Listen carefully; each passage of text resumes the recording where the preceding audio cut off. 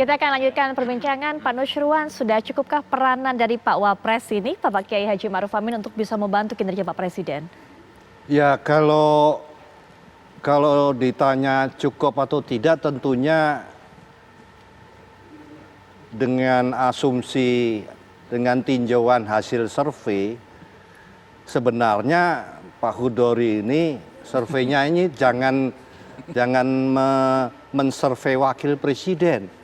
Karena benar, saya setuju dengan Pak Kiai bahwa tentu presiden dengan wakilnya ini dalam satu kesatuan kerja.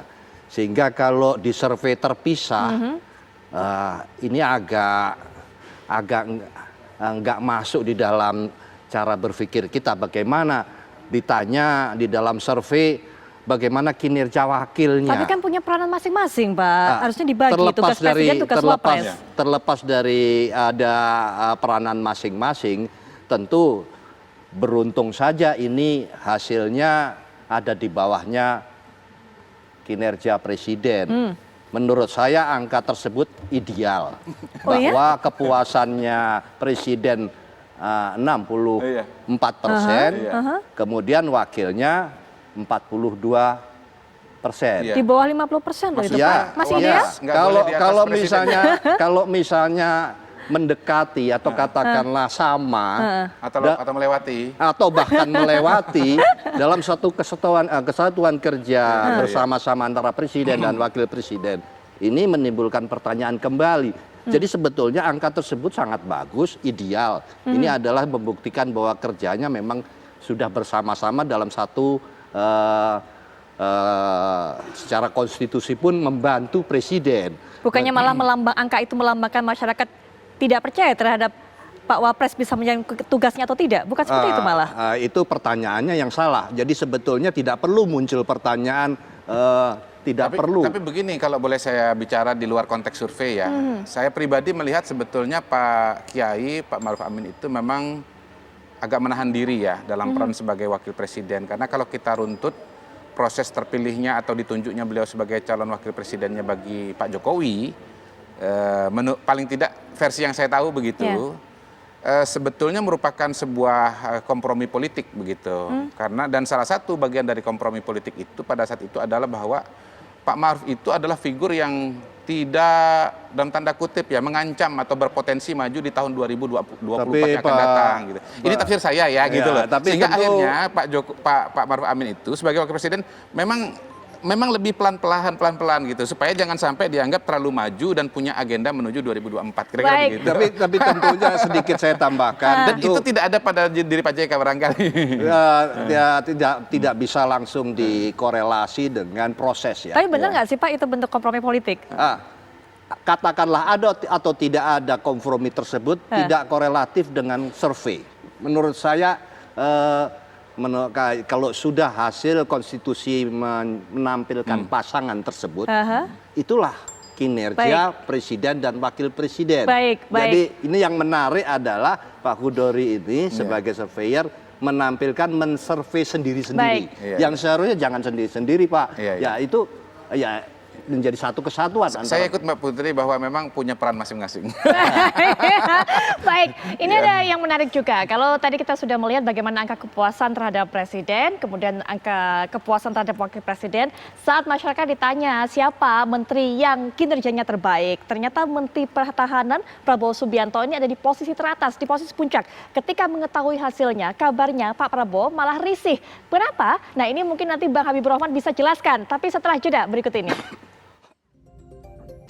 Baik, Menteri Pertahanan Prabowo Subianto ini ada di peringkat teratas dari 5 menteri yang memuaskan masyarakat kinerjanya selama setahun ini. Kemudian di bawahnya ada Mendikbud, ada pula kemudian Menteri BUMN, ada Menko Polhukam, dan juga di peringkat 3 itu ada Menteri Keuangan ya, begitu ya Bang Kodari ya?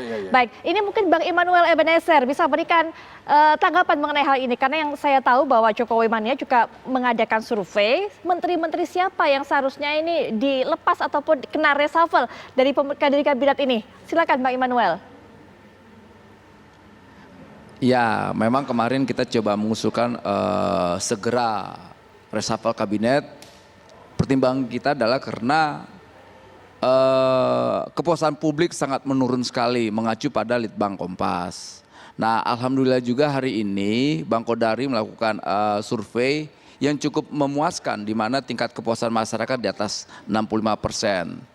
Ini juga saya melihatnya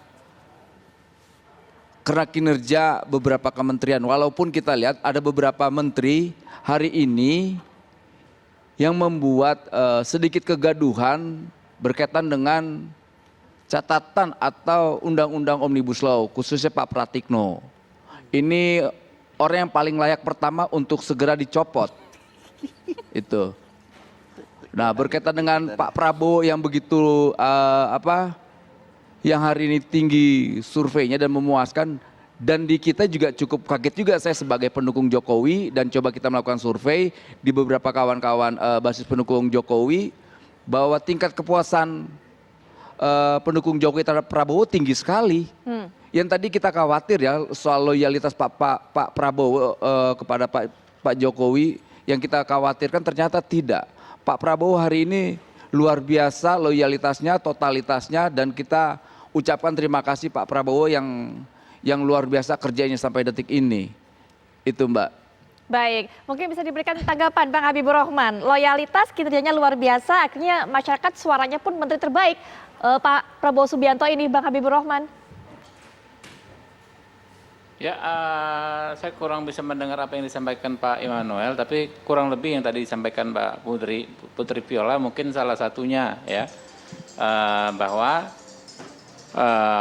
Pak Prabowo memang menunjukkan totalitas ketika di posisi beliau adalah orang yang sangat menjaga amanah. Pak Prabowo ini orang yang sangat menjaga amanah, jadi begitu diberikan kepercayaan, beliau sudah pasti melaksanakan dengan serius-seriusnya. Kita bisa lihat sejak awal beliau jadi menteri, ya, beliau langsung aktif sekali, mulai dari diplomasi pertahanan internasional, sebagaimana kita tahu bahwa berdasarkan konstitusi Menhan itu kan mengemban tugas ikut menjaga perdamaian dunia. Beliau ada banyak sekali kunjungan beberapa negara, kemudian juga pembenahan BUMN yang berada di lingkungan Kementerian Pertahanan juga kita lihat maksimal ya. Lalu terkait COVID, setahu saya anggaran yang dipotong dari anggaran Kementerian Pertahanan juga cukup besar, dan Pak Prabowo juga salah satu sebagai Menteri Pertahanan ya, membawa obat pertama kali, lalu mendirikan rumah sakit dan lain sebagainya. Mungkin itu terpantau dengan jelas oleh masyarakat. Baik. Pak Nuchirwan, sudah ada 5 terbaik versi Indobarometer suara masyarakat. Tapi di antara 5 terbaik itu kok nggak ada Menteri PDIP, Pak? Tentu saya tidak menyebut asal-usul, karena ini berkaitan dengan kabinet, tentu menjadi satu kesatuan kerja kabinet. Tapi agak menariknya dari survei ini, antara alasan kepuasan terhadap Pak Jokowi selaku kepala pemerintahan dan kepala negara, itu ukurannya berdasarkan angka di sini, hasil kerja nyata. Itu ini jawaban responden ya Pak ya? Jawaban responden. Kemudian di sini adalah pembangunan infrastruktur. Nah, kalau yang berkaitan dengan pembangunan infrastruktur, tentunya kabinetnya itu kementerian yang mana itu yang terkait dengan infrastruktur, tentunya itu yang menjadi ukuran pilihan. Tampaknya saya lihat antara memilih kepuasan terhadap kinerja presiden itu berbeda dengan pilihan kabinet atau personal kabinet,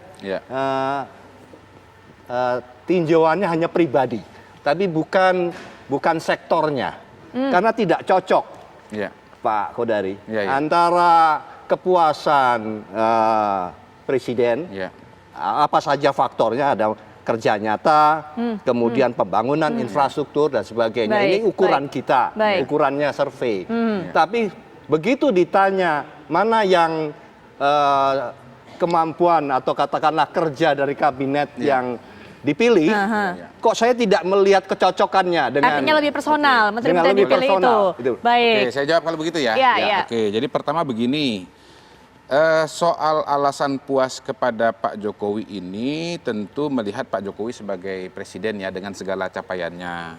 Nah, pertanyaannya juga tadi Bapak Ibu menyatakan puas atau puas terhadap kinerja Presiden Jokowi. Apa alasannya? Nah, keluar jawaban-jawaban, dan ini jawaban bukan dari lembaga survei tapi dari masyarakat. Kalau untuk menteri, kami punya pertanyaannya begini Pak. Jadi ini perlu dijelaskan juga ya supaya dipahami konteksnya. Baik. Menteri-menteri telah dilantik pada bulan Oktober 2019, sebutkan satu nama menteri yang menurut Bapak Ibu kinerjanya bagus. Jadi diminta dulu sebutkan siapa nama menteri. Kan menterinya banyak kan begitu, kalau presiden cuma satu, sebutkan satu. Nah, yang menyebut nama Prabowo Subianto 29,3%, lalu Nadiem Makarim itu 16,3%, Sri Mulyani 15,2%, Erick Thohir di 12,2%, dan Mahfud MD 8,8%. Lainnya di bawah itu. Nomor 6 Basuki Hadi Mulyono 2,5 gitu. Nah, memang jawaban ini harus dikatakan pasti berkaitan dengan tingkat pengenalan masyarakat terhadap figur tersebut begitu. Sekarang ya, siapa yang tidak kenal dengan Pak Prabowo ya? Nadiem sebagai Menteri Pendidikan dalam konteks pandemi ini pasti banyak sekali tampil. Baik. Ya. Karena salah satu dampak terbesar pandemi adalah pada sektor pendidikan kan begitu, dan seterusnya. Begitu. Dan memang nama ini sebetulnya relatif sudah muncul dari survei sebelumnya. Ya, inilah menteri-menteri yang memang lebih dikenal. Nah, Pak Basuki sebagai pribadi ya mungkin tidak seterkenal itu, jadi kurang disebut oleh masyarakat. Mungkin singkat saja, ini sebelum mengakhiri perjumpaan kita, Bang Emmanuel, mungkin bisa berikan bocoran dari survei Jokowi Mania ini siapa sih sebenarnya yang layak untuk di-reshuffle selain nama yang sempat Anda sebutkan tadi, Bang Emmanuel? Salah satunya Menteri Pendidikan. Menteri Pendidikan layak dicopot, dan yang paling harus prioritas untuk dicopot segera dan mundur adalah Pratikno. Anda punya berapa nama yang Anda rekomendasikan untuk di-reshuffle? 5-10. 5-10, baik, kita 5 nantikan. sampai 10. Baik, tapi reshuffle akan segera ada nggak sih Pak Nusirwan? Singkat saja. Jangan tanya ke kami, tentunya kepada Bapak Presiden. Baik. Nah, kita akan tunggu nanti bagaimana kelanjutannya, termasuk isu reshuffle yang juga menghangat di beberapa hari belakangan ini. Dan perbincangan ini sekaligus juga menutup jumpa kita malam hari. Terima kasih untuk para narasumber yang sudah bergabung, baik yang datang langsung Pak Nusirwan, terima kasih. Bang Kodari, terima kasih. Yang juga datang ataupun juga terhubung dengan kita lewat Zoom. Bang Habibur Rahman, terima kasih. Pak Emmanuel Ebenezer juga terima kasih. Nanti kita tunggu bagaimana hasil survei dari Jokowi Mania.